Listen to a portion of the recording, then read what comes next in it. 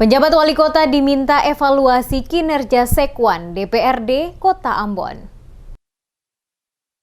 Wakil Ketua Komisi 1 DPRD Gunawan Mohtar meminta penjabat wali kota Ambon untuk mengevaluasi Sekwan DPRD Kota Ambon, Stephen Domingus, karena tidak pernah melakukan rencana kerja dan anggaran atau RKA dengan Komisi 1 DPRD Kota Ambon. Penegasan ini dikemukakan langsung Gunawan Mohtar di gedung DPRD pada Selasa 20 Desember 2022.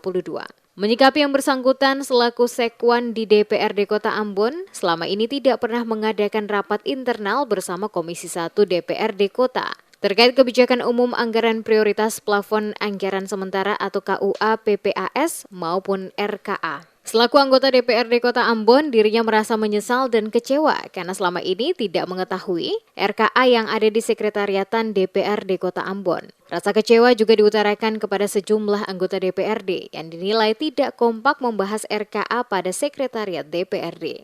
Walaupun dalam beberapa kesempatan pendamping telah memberikan surat kepada bagian Sekwanan, tetapi tidak mendapat respon. Bahkan pendamping juga diancam. Hal ini menjadi pertanyaan yang perlu ditelusuri. Dirinya mengakui jika KUA PPAS dan RKA tidak dibahas bersama, maka hal tersebut telah melanggar aturan perundang-undangan. Oleh karena itu dirinya meminta penjabat wali kota Ambon melakukan evaluasi kinerja Sekretaris Dewan atau Sekwan Kota Ambon.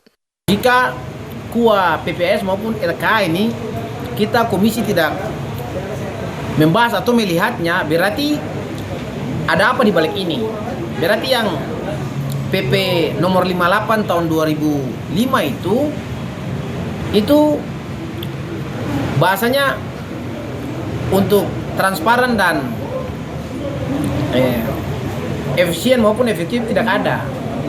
Dan saya meminta kepada saudara penjabat wali kota untuk mengevaluasi Sekwan DPRD Kota Ambon agar hal ini dia tidak terjadi di kemudian hari yang saya maunya tuh di situ.